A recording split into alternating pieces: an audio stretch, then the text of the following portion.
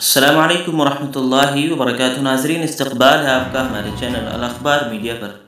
ناظرین، حضرت الاستاذ امیر الہند مولانا سید ارشد مدنی صاحب دامت برکاتہم نے بڑے ہی درد کے ساتھ مدرسہ علوم شرعیہ بنگلور میں اراکین جمعیت سے خطاب کرتے ہوئے فرمایا کہ جمعیت علماء کا پیغام ہمیشہ محبت ہی رہا ہے، اور میں نے بھی جمعیت کے گزشتہ اجلاس میں سب سے پہلے اسی کی تاکید کی جس کو لوگوں نے غلط پروپیگنڈا کیا۔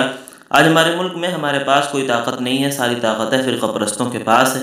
محبت و اخلاق ہی وہ چیز ہے جن سے ہم ان حالات کا سامنا کر سکتے ہیں۔ پھر میں نے اس اجلاس میں توحید کو بیان کیا ہے، جو میری اپنی بات نہیں ہے، جو کتابوں میں موجود ہے اسی کو میں نے کہا ہے۔ میں نے رام لیلا میدان میں تقریر سے اپنی اقلیت اور اکثریت کو سوچنے کا ایک رخ دے دیا ہے کہ تمام انبیاء کا دین ایک تھا، سب کی تعلیم توحید کی تھی۔ جہاں ایک طرف اس کے خلاف لوگ پروپیگنڈا کر رہے ہیں، دوسری طرف مجھے بڑی خوشی ہے اور اس کو عند اللہ قبولیت سمجھتا ہوں کہ جو نوجوان اس سے اب تک بالکل ناواقف تھے، اب وہ لوگ بھی تحقیق میں لگے ہوئے ہیں کہ حقیقت کیا ہے۔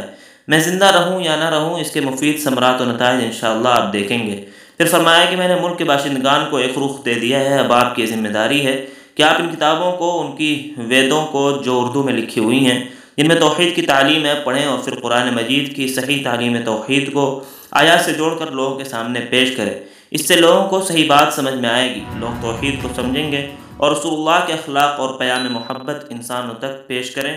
یہ جمعیت علماء کا پیغام ہے۔